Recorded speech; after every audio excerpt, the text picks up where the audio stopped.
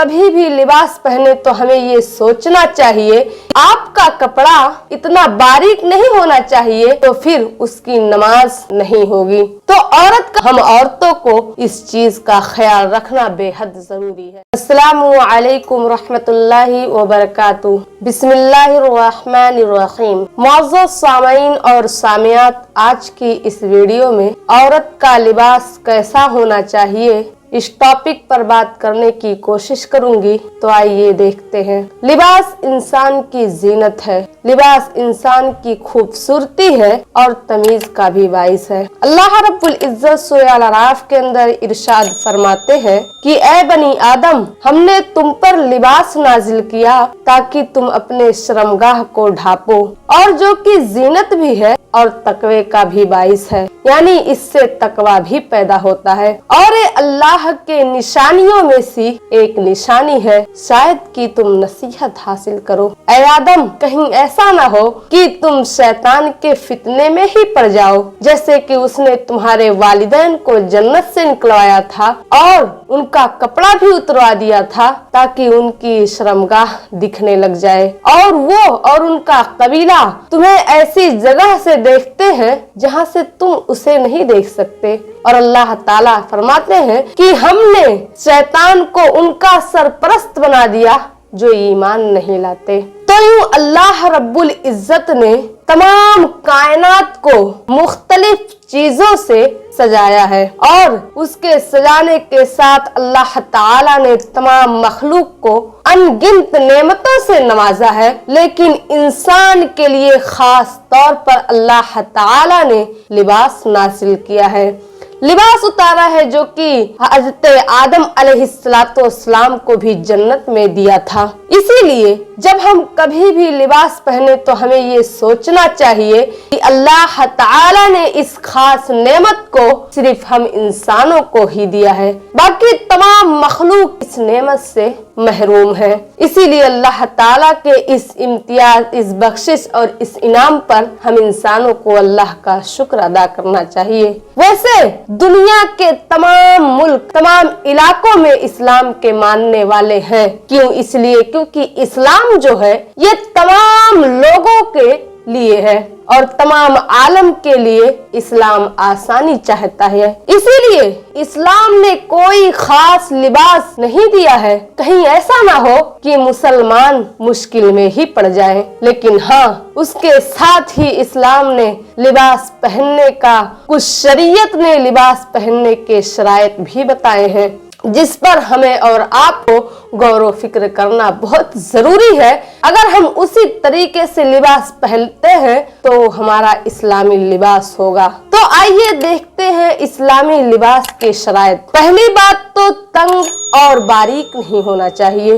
आपका कपड़ा इतना बारीक नहीं होना चाहिए जिससे आपका बदन दिखाई दे। आपका कपड़ा मोटा होना चाहिए जिससे आपका बदन ना दिखाई दे और कपड़ा इतना तंग भी नहीं होना चाहिए कि आपके बॉडी का एक एक पार्ट जाहिर हो, ऐसा नहीं होना चाहिए। ये इस्लाम ने इसको मना किया है। नंबर 2, काफिरों की मुशाबियत अख्तियार करने से भी इस्लाम ने मना किया है। नबी करीम सल्लल्लाहु अलैहि वसल्लम हदीस में, बुखारी शरीफ के हदीस में इरशाद फरमाते हैं कि ऐ मेरे उम्मत के लोगों, तुम पर गेरू यानी तुम पर, जिसे हम अपने भाषा में भगवा कलर कहते हैं, जिसे ऑरेंज कलर जो होता है, इसको अल्लाह के रसूल ने मुस्लिम मर्दों पर मना किया, यानी मुसलमान मर्द ऐसे कलर को नहीं पहन सकते। अल्लाह के रसूल सल्लल्लाहु अलैहि वसल्लम ने मना किया है। और दूसरी बात, ऐसा कोई लिबास जिससे शोहरत हो तो इससे भी अल्लाह के रसूल ने मना फरमाया है, यानी शोहरत वाला लिबास जिसकी बुरी शोहरत हो, इससे अल्लाह के रसूल ने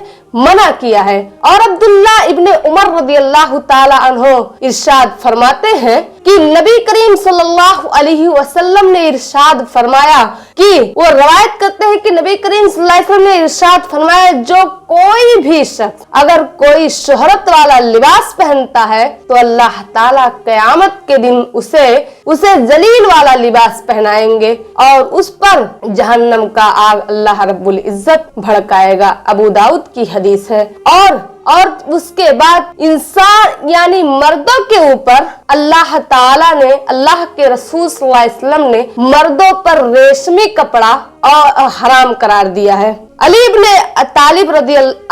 ابی طالب رضی اللہ تعالیٰ عنہ روایت کرتے ہیں کہ نبی کریم صلی اللہ علیہ وسلم نے نبی کریم صلی اللہ علیہ وسلم کے ایک ہاتھ یعنی دائیں ہاتھ میں ریشم کا لباس تھا اور اللہ کے رسول صلی اللہ علیہ وسلم کے بائیں ہاتھ میں سونا تھا. اللہ کے رسول صلی اللہ علیہ وسلم نے لوگوں کو اپنی طرف متوجہ کرا کر کہنے لگے کہ یہ دونوں چیز ہمارے امت کے مردوں پر حرام ہے, یعنی سونا اور ریشم یہ مردوں پر حرام ہے. لیکن ہاں, یہ بھی ابو داؤد کی حدیث ہے, لیکن ہاں اگر ریشمی دھاگا سے اگر کڑھائی ہوا ہو یا تو تھوڑا بہت ریشم ہو تو چلتا ہے, لیکن مکمل ریشمی کپڑا مردوں پر حرام ہے. تو آئیے دیکھتے ہیں نبی کریم صلی اللہ علیہ وسلم کا پسندیدہ لباس. ابو قتادہ رضی اللہ تعالی عنہ بیان کرتے ہیں کہ میں نے انس بن مالک سے پوچھا کہ اللہ کے رسول صلی اللہ علیہ وسلم کا پسندیدہ لباس کیا ہے, تو انہوں نے کہا اللہ کے رسول صلی اللہ علیہ وسلم کا پسندیدہ لباس دھاری دار یعنی یمنی چادر ہے, جو کہ صحیح مسلم کی روایت ہے. اور ابن عباس رضی اللہ تعالیٰ عنہ فرماتے ہیں کہ نبی کریم صلی اللہ علیہ وسلم نے ارشاد فرمایا کہ تمہارے لباس میں سب سے عمدہ لباس, سب سے اچھا لباس سفید لباس ہے اور تم اپنے میت کو اسی سفید کپڑے میں ہی کفناؤ. اور اللہ کے رسول صلی اللہ علیہ وسلم نے آگے ارشاد فرمایا کہ تمہارے سرمے میں سب سے بہتر سرما عصمت کا سرما ہے, جو کہ انسان کے آنکھ کی روشنی کو تیز بھی کرتا ہے اور ساتھ ہی ساتھ پلکوں کو بھی اگاتا ہے. یہ ابو داؤد کی حدیث ہے. اور عورتوں کے لیے اور اللہ عورتوں کے لیے بھی کیا ہے یہ بھی میں آپ کو بتاتے چلوں گی, لیکن سب سے پہلے یہ جان لیتے ہیں کہ نبی کریم صلی اللہ علیہ وسلم کا آستین کہاں تک رہتا تھا. اللہ کے رسول صلی اللہ علیہ وسلم کا آستین پہنچوں تک یعنی گھٹے تک اللہ کے رسول صلی اللہ علیہ وسلم کا آستین رہتا تھا. تو عورتوں کو اپنے سطر کو چھپانا بہت ضروری ہے. اگر کوئی عورت کوئی ایسا باریک دوپٹہ اوڑھتی ہے, باریک اوڑھنی لیتی ہے جس سے اس کے اندر کے کالے کالے بال جو ہے وہ دکھائی دے, تو پھر اس کی نماز نہیں ہوگی. تو عورت کا مطلب ہی شرمگاہ کا ہوتا ہے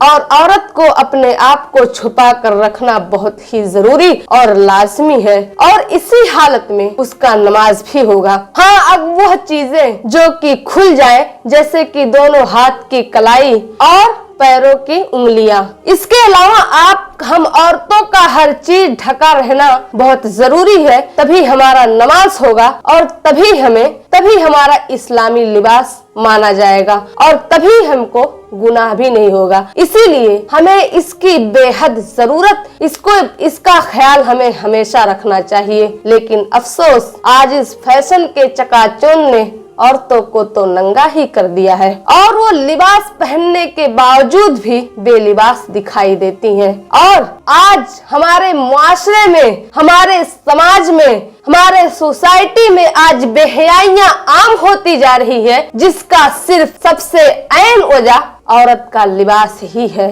اس کی وجہ سے ہمارے معاشرے میں بے حیائیاں عام ہو رہی ہیں اور اسے ہم فیشن کے طور پر استعمال کر رہے ہیں. افسوس ہماری بہن بیٹیاں بھی اپنی بچیوں کو, چھوٹی چھوٹی بچیوں کو بھی ایسا ہی لباس پہنانا شروع کر دیا ہے, جو کہ آگے چل کر بھی ویسا ہی پہننے کی عادی ہوں گی. تو یہ ان کا لباس آج کل ایسا ہو چکا ہے کہ دیکھنے سے بھی شرم محسوس ہوتا ہے. اسی لیے آج ہماری ماں بہن بہت بری طریقے سے گر چکی ہیں اور اس فیشن کے اس دور میں اپنے آپ کو بالکل ننگا ہی کر دیا ہے اور لباس سے بالکل آزاد ہو چکی ہیں, جبکہ اسلام نے اس چیز سے سختی سے عورتوں کو منع کیا ہے. اسی لیے ہم عورتوں کو اس چیز کا خیال رکھنا بے حد ضروری ہے.